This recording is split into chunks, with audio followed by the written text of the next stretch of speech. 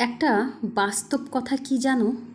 অন্যের পা চেটে হয়তো সাময়িক সুবিধা পাওয়া যায়, কিন্তু সফলতা, সুখ, শান্তি, স্বাধীনতা পাওয়া যায় না। কারণ সফলতা জিভ দিয়ে আসে না, শরীরে ঘামের সঙ্গে আসে। তাই চেটে নয়, খেটে বড় হও।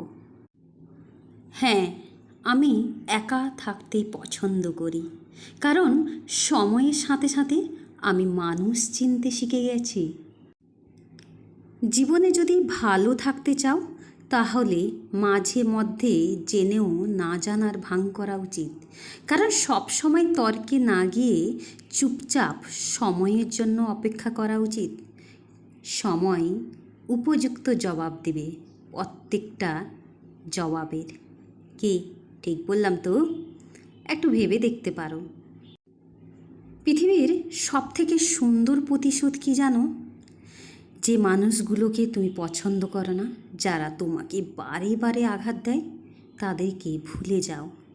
তাদেরকে তোমার মন থেকে একেবারে মুছে ফেলো। এটাই হচ্ছে জীবনের বা পৃথিবীর সবথেকে বড় প্রতিশোধ। যত মনে থাকবে তোমার, ততই তুমি কষ্ট পাবে। কেন দেবে কষ্ট নিজেকে?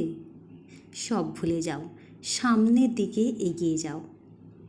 সবাই ভালো থাকবেন। থ্যাংক ইউ সো মাচ এতক্ষণ আমার ভিডিওটা দেখার জন্য। অবশ্যই একটু কমেন্ট করবেন।